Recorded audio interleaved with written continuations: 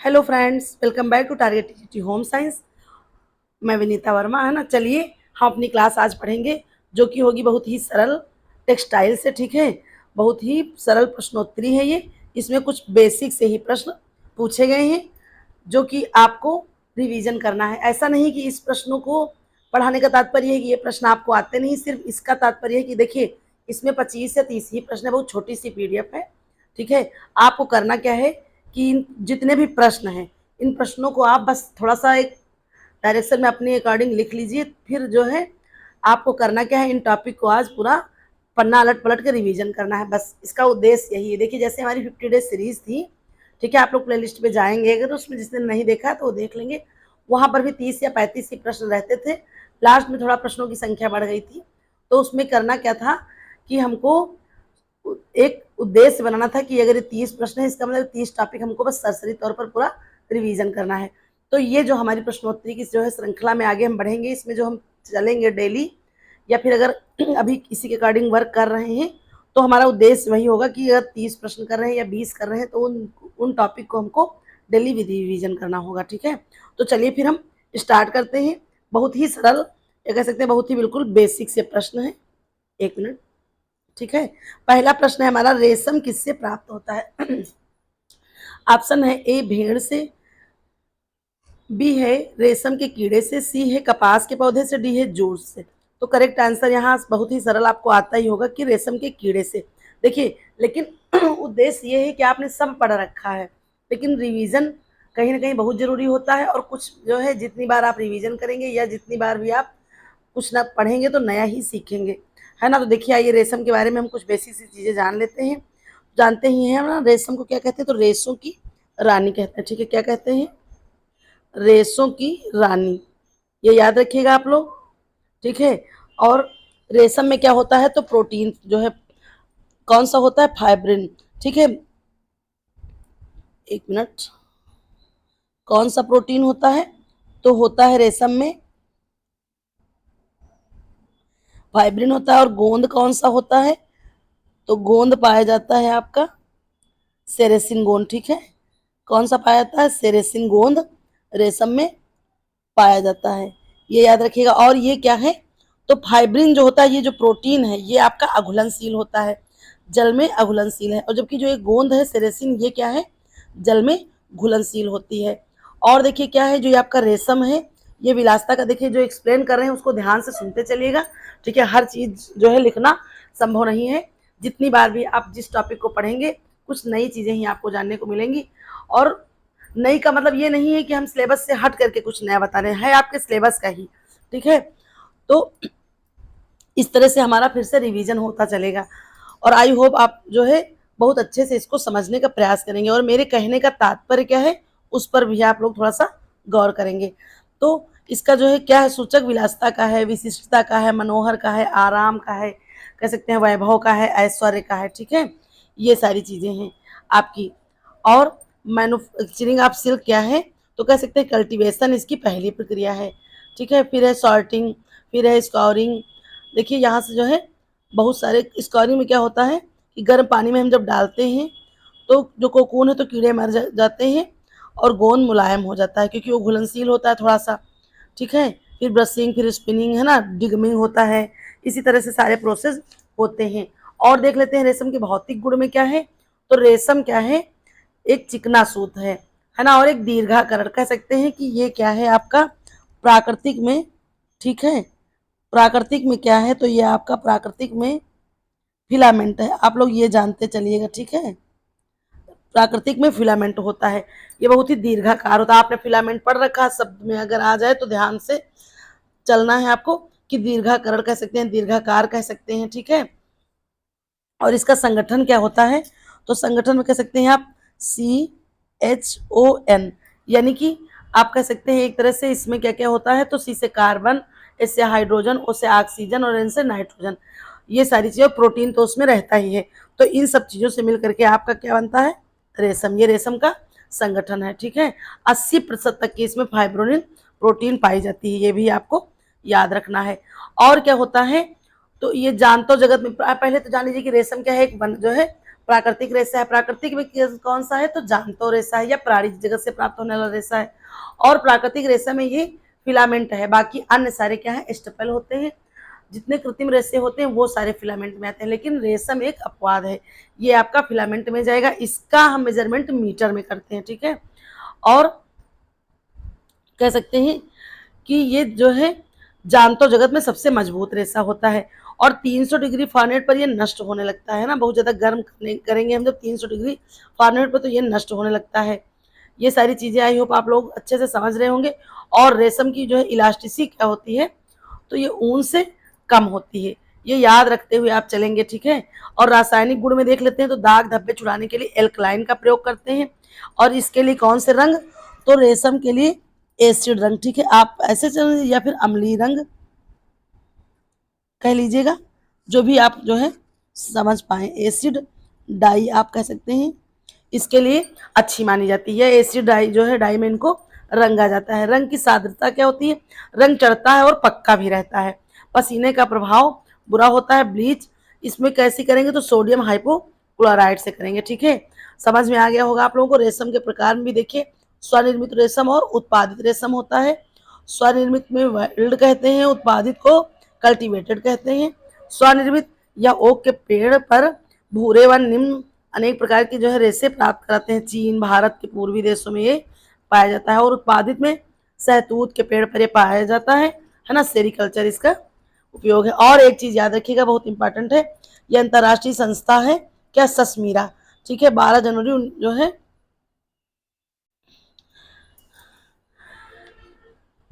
एक मिनट, ससमीरा का full form देख लीजिए, है ना, जी synthetic art silk mills research association, ठीक है। ये आप इतनी सारी चीजें आप पढ़ लेंगे फिर आगे बढ़ेंगे। चलिए अगला क्वेश्चन देखते हैं। तो अगला क्वेश्चन हमारा क्या है, सूती कपड़े का मुख्य स्रोत क्या है, ठीक है। तो देखिए यहाँ पर क्या पूछा जा रहा है, सूती कपड़े का मुख्य स्रोत क्या है।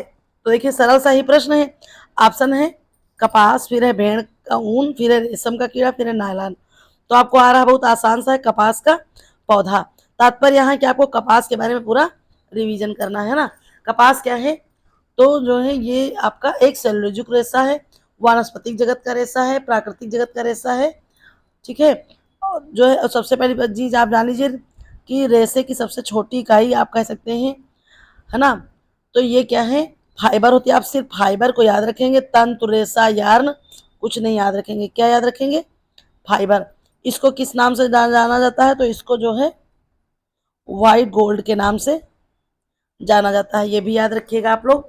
और इसको वस्त्रों का राजा, है ना, रेशों का राजा किसको कहते हैं तो वो रेशम को कहते हैं, लेकिन वस्त्रों का राजा जो है किसको कहते हैं, कपास को कहते हैं, ये भी याद रखिएगा आप लोग, ठीक है।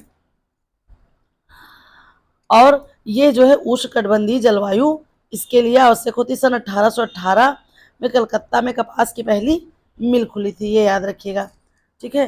किंग ऑफ फाइबर के नाम से जानते हैं इसको, ठीक है। किसके नाम से, किंग ऑफ फाइबर के नाम से जानते हैं। इसके पेड़ 3 से 5 फीट ऊंचे होते हैं। उत्पादन चक्र में लगभग 1 वर्ष का समय लगता है, ठीक है। तो इस तरह से आप अच्छे से समझते हुए चलेंगे। इसके लिए भी जो है अनेक प्रकार के चरणों से हम गुजरते हैं, जैसे हो गया आपका हार्वेस्टिंग हो गया, है ना, यानी कि कोए इकट्ठे करना, पॉट्स भी जिनको कहते हैं, फिर गिनिंग हो गया, है ना, यानी कि बिनौले निकालना, फिर सॉर्टिंग यानी कि छटाई करना, फिर ब्लेंडिंग गांठ बांधना, है ना। और एक गांठ कितने की होती है तो 500 पाउंड की, ये याद रखिए आप लोग। गांठ कितने कितने की बनती है तो लगभग लगभग 500 पाउंड की बनती है, ये भी याद रखेंगे। जो काटन के छोटे छोटे जब हम क्या करते हैं उनको जो है लगभग एक तरह से कह सकते हैं कि सॉर्टिंग कर देते हैं, फिर उनमें जो है क्या करते हैं पोनी बनाना, अनेक प्रकार की प्रक्रिया करते हैं। तो जो कट छट करके जो छोटे छोटे टुकड़े बचते हैं उनको क्या कहते हैं तो उनको नाइल कहते हैं, ये भी आप याद रखिएगा, ठीक है। और कपास का ब्यास कितना होता है तो ये याद रखिएगा, ब्यास कितना होता है तो 12 से 20, ठीक है। या फिर कहीं कहीं आपको क्या मिल जाएगा 16 से 20 मिल जाएगा माइक्रोन, ये याद रखिएगा आप लोग, ठीक है। और गीले होने पर ये क्या होता है तो ये 30% तक का मजबूत हो जाता है, मजबूती आपकी बढ़ जाती है, ये भी याद रखिएगा। और ये क्या होता है तो ये रेशम की जो ये सॉरी रेशम ने रेशे की लंबाई 1.5 से 2.5 इंच होती है, ठीक है, ये याद रखिएगा कितनी तो 1.5 से 2.5 इंच, ठीक है, ये याद रखिएगा आप लोग। ये क्या है, तो ये इसकी लंबाई हो सकती है रेसे की, ठीक है।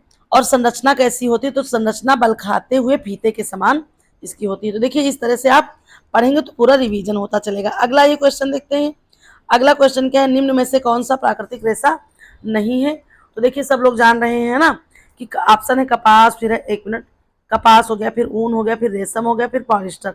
देखिए कपास आपका प्राकृतिक है, ऊन भी प्राकृतिक है, रेशम भी प्राकृतिक है, ठीक है।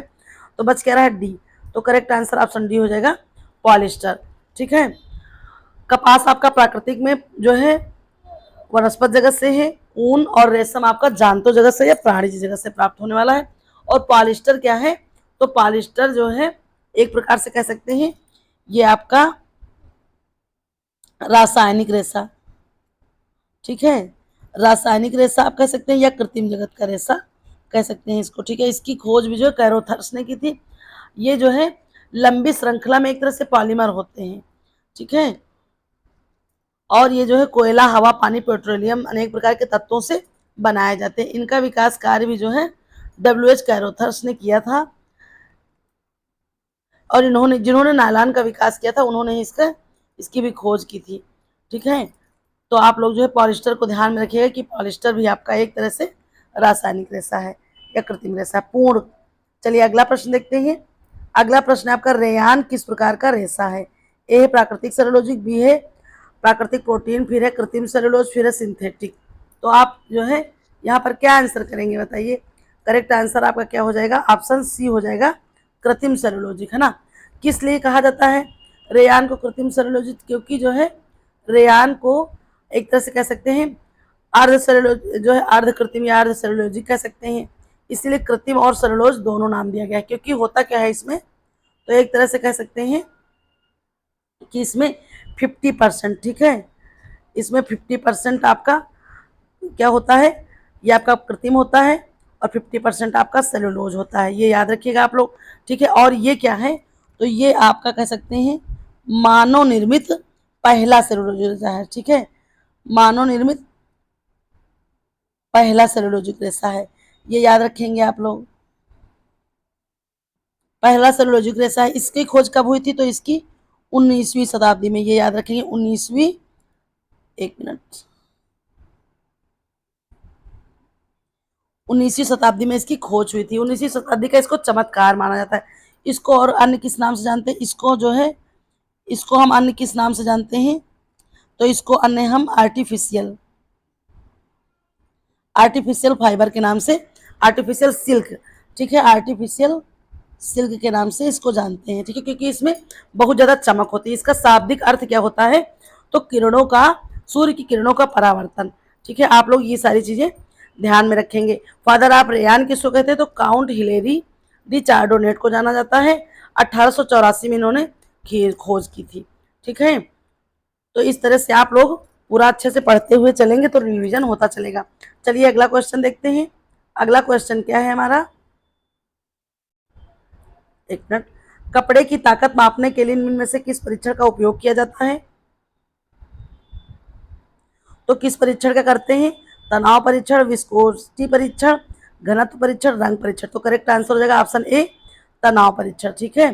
ताकत को मापने के लिए तनाव को हम उसको खींचते हैं, तब हम उसके तनाव का परीक्षण करते हैं, ठीक है। चलिए अगला क्वेश्चन है देखते हैं।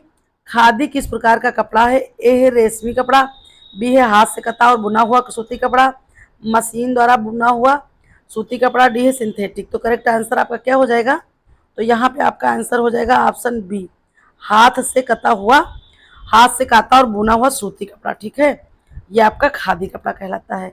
चलिए आइए अगला प्रश्न देखते हैं। निम्न में से कौन सा रेशा सबसे अधिक मजबूत होता है। ए है कपास, बी है ऊन, सी है रेशम, डी है नायलॉन। तो करेक्ट आंसर ऑप्शन डी हो जाएगा, नायलॉन, ठीक है, ये सबसे ज़्यादा मजबूत होता है।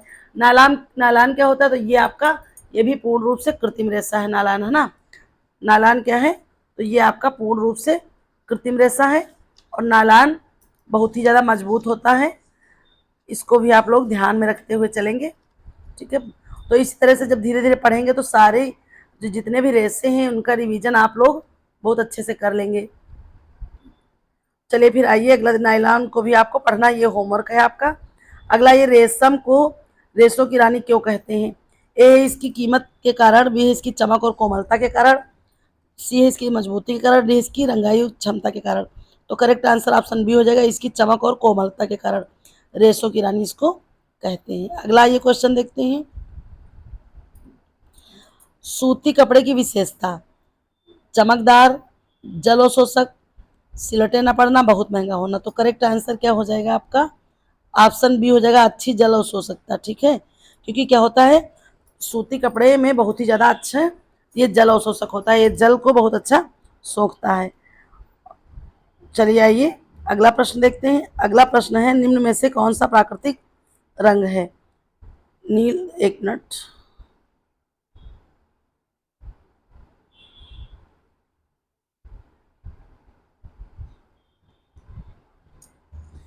नील हो गया आपका, इंडिगो, एक मिनट,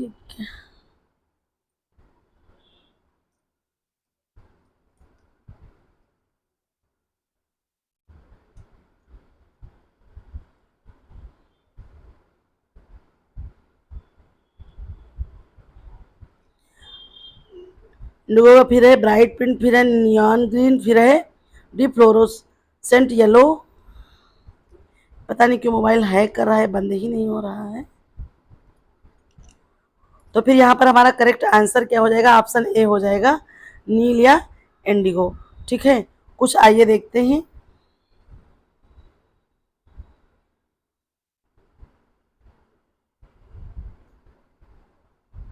एडवांस प्रश्नों को हम हल करेंगे, आइए थोड़ा सा देख लेते हैं। ठीक है, लिनन रेशा किस पौधे से प्राप्त होता है? तो आपका करेक्ट आंसर हो जाएगा ऑप्शन सी। ठीक है, फ्लैक्स पौधे से। लिनन रेशा कहाँ से प्राप्त होता है? तो ये फ्लैक्स से प्राप्त होता है। ठीक है, लिनन भी आपका क्या है? तो ये एक प्राकृतिक रेशा है। ठीक है, वनस्पत जगत से प्राप्त होने वाला रेशा है, और ये हमको तने से प्राप्त होने वाला रेशा है। अगला प्रश्न आइए देखते हैं,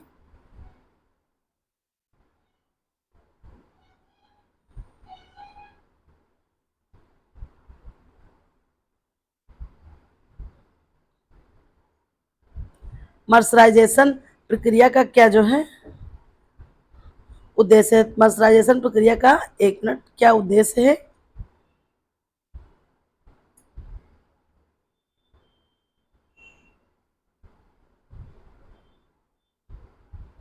ए है कपड़े की कीटाणु रहित करना, फिर जो है आपका बी है कपड़े को अधिक चमकदार बनाना, सी है कपड़े से दाग हटाना, डी है कपड़े को फायर प्रूफ बनाना, है ना, फायर प्रूफ बनाना। तो करेक्ट आंसर हो जाएगा ऑप्शन बी, कपड़े को अधिक चमत्कार बनाना, चमक जो है चमकदार बनाना, है ना, यही क्या है? मर्सराइजिंग प्रक्रिया है। अगला क्वेश्चन आइए देखते हैं, कसीदाकारी के लिए सबसे उपयुक्त कपड़ा है? ए है जॉर्जेट, बी है सिल्क, फिर है खादी, फिर है कॉटन क्रेप। तो करेक्ट आंसर हो जाएगा खादी। ठीक है, कसीदाकारी के लिए। और ये कसीदाकारी कहाँ की है? आप लोग हमें कमेंट बॉक्स में बताइएगा कि कसीदाकारी कढ़ाई किस राज्य की है। ठीक है, चलिए आइए अगला प्रश्न देखते हैं, भारत में पारंपरिक बांधनी छपाई किस राज्य से संबंधित है? केरल, राजस्थान, उत्तर प्रदेश, असम। तो करेक्ट आंसर ऑप्शन बी हो जाएगा, पारंपरिक बांधनी छपाई, जिसको हम क्या कहते हैं? तो जिसको हम टाई एंड डाई कहते हैं। ठीक है, इसी से तरह तरह की, जैसे ऐसे होता है पूरा दुपट्टा, है ना, दुपट्टा आपका कह सकते हैं, अनेक प्रकार की डिजाइन बनती है, साड़ियाँ, लहरियादार बॉर्डर दर, तो गांठ लगा करके ये छपाई की जाती है। अगला ये क्वेश्चन देखते हैं, नॉन वुमेन कपड़े कैसे बनाए जाते हैं? ए है बुनाई द्वारा, बी है फाइबर को सीधे एक साथ बांधकर, सी है हाथ से बुनकर, डी है क्रोशिया द्वारा, फिर है अगला, तो करेक्ट आंसर ऑप्शन बी हो जाएगा, फाइबर को सीधे एक साथ बांधकर। ठीक है, अगला ये क्वेश्चन देखते हैं, आई कैट क्या है? एक प्रकार का सिलाई उपकरण, धागों को रंगीन की पद्धति, बुनाई की एक तकनीक, एक प्रकार का सूती कपड़ा। तो करेक्ट आंसर ऑप्शन बी हो जाएगा, धागों को रंगने की पद्धति। आई कैट क्या है? धागों के रंगने की एक पद्धति है। ठीक है, पाइल फैब्रिक क्या है? तो देखिए, पाइल का मतलब क्या होता है? खराब हो चुका कपड़ा, उभरी सतह वाला कपड़ा, पतला कपड़ा, सिंथेटिक कपड़ा। तो करेक्ट आंसर हो जाएगा उभरी। तो चलो, जो आपकी तौलिया वगैरह बनती है ना, पाइल भी दो प्रकार की होती है ना, दो प्रकार की पाइल होती है आपकी, याद रखिएगा। एक कौन सा होता है? तो कट, एक होता है अनकट, है ना, जैसे तौलिया होता है तो उसमें जैसे ऐसे ऐसे ऐसे करके दो जो है रोए निकले होते, तो ये आपका क्या होता है? कट होता है। और एक अनकट होता है, ऐसे ऐसे करके जो होता है, जो ऊपर से कटा हुआ नहीं होता है। तो ये उभरा प्रभाव, यही आपका पायल बुनाई कहलाता है। चलिए आइए अगला क्वेश्चन देखते हैं, निम्न में से किस फैब्रिक फिनिशिंग प्रक्रिया से कपड़े को सिकुड़ने से बचाया जाता है? तो हम किस में करेंगे? Bleaching, sanforizing, mercerizing, dyeing. तो देखिए, सिकुड़ने से बचाने के लिए हम क्या करेंगे? सनफ्राइजिंग प्रक्रिया करते हैं। बाकी डाइंग जानते हैं आप, प्रिंटिंग के लिए, मर्सराइजिंग चमक बढ़ाने के लिए, ब्लीचिंग भी दाग धब्बे हटाने के लिए और सफ़ेदी लाने के लिए होता है। तो आपका सनफ्राइजिंग हो जाएगा। फिनिशिंग प्रक्रिया किसके लिए? सिकुड़न से बचाने के लिए। अगला ये क्वेश्चन देखते हैं। तो अगला क्वेश्चन हमारा है, निम्न में से कौन प्रोटीन रेशा है? देखिए गला जा रहा है, कल 2 दिन क्लास लगातार किए हैं, 2 दिन है ना, एक दिन छोड़ छोड़ के बीच में क्लास किए हैं, बस जो है प्रेशर पड़ने लगा है गले पर। बच्चे कहेंगे मैम आप डेली पढ़ाती नहीं हैं, गला बिल्कुल रुंधने लगा है, क्योंकि इतनी गर्मी में भी हल्का गुनगुना पानी पीते हैं कह लें, या फिर जैसे बहुत ही नॉर्मल है, कभी कभी तो बहुत सुबह टाइम, दोपहर में सुबह उबा रहता है तो रख देते हैं गैस पे हल्का गुनगुना, तब ये हालत है। ठीक है, फिर है, और थोड़ा सा दोपहर में बिल्कुल ताज़ा भरा गया था पानी, ताज़ा पी लिए हैं, बस उसी में देखिए गला जा रहा है, और ज़्यादा बोलने का भी ये प्रभाव है। कल 1.25 घंटे क्लास हुई, परसों भी थी क्लास, बस उसी में समस्या आ रही। कपास, फिर है जूट, फिर है कॉयर, फिर है ऊन। तो जो है प्रोटीन जैसा किसमें होता है प्रोटीन? तो ये आपका ऊन आ जाएगा। ठीक है, बाकी आपका एक कपास क्या है? तो ये सेलुलोज जगत का रेशा है ना, सेलुलोज में पाया जाता है 90%। कैडल विक टेस्ट का उपयोग किसके लिए किया था? ध्यान रखिए, कैडल विक टेस्ट का उपयोग किसके लिए करते हैं? तो हम किसके लिए करते हैं? कपड़े की फाइबर सामग्री को पहचानने के लिए। ठीक है, कपड़े की फाइबर सामग्री को पहचानने के लिए हम क्या करते हैं? कैंडल विक टेस्ट का प्रयोग करते हैं। आइए अगला क्वेश्चन देखते हैं। 1 मिनट, बस हमारी यहीं पर सीरीज खत्म होती है। 20 ही प्रश्न थे, ठीक है। तो देखिए ये इस तरह से हमारी, तो इसमें देखिए जैसे कसीदाकारी प्रश्न हो गया है ना, जैसे कि मान लीजिए इसको आप पढ़ लेंगे, पाइल आ गया तो उसको पढ़ लेंगे, थोड़ा सा कसीदाकारी पढ़ लेंगे, लिनन रेशा पढ़ लेंगे, मॉइस्चराइजेशन प्रक्रिया ध्यान से पढ़ लेंगे, है ना, कास्टिक सोडा में कैसे भिगो करके किया जाता है, सूत सूत पढ़ लेंगे, आप कपास को, रेशम को पढ़ लेंगे। ठीक है, एक बार आप क्या करेंगे? दहन, जो आपका जो है क्या होता है, जैसे कि ताकत मापने के लिए किस परीक्षण का, तो जैसे कि आप दहन परीक्षण है ना, जो आप जो है जितने भी प्रकार हैं उसको पढ़ लेंगे अच्छे से, और रेयान को पढ़ेंगे, प्राकृतिक रेशा आपका कौन कौन से हैं, जितने प्राकृतिक रेशे। तो इस तरह से समझ लीजिए कि एक आपको हिंट्स है कि डेली डेली इतने टॉपिक आपको क्लियर करने हैं, बस और कुछ नहीं। ठीक है, तो अगर ये आप लोग अच्छे से पसंद करेंगे, अगर आपको लगे कि ये बेस्ट तरीका है पढ़ने का, तो आगे हम इसी को जो थोड़ा सा इस श्रृंखला पे वर्क करेंगे, और आप लोगों के लिए 50 डे सीरीज की तरह ही एक सीरीज लाएंगे जो कि डेली आपको करनी होगी। मतलब कि 24 घंटे में एक क्लास, 30 प्रश्नों की, 29 टॉपिक को 24 घंटे में आपको रिवाइज करना होगा बस, क्योंकि 2-3 साल से लगातार आप लोग पढ़ रहे हैं, कुछ अछूता नहीं होगा पढ़ने से, इतना हमको भरोसा है।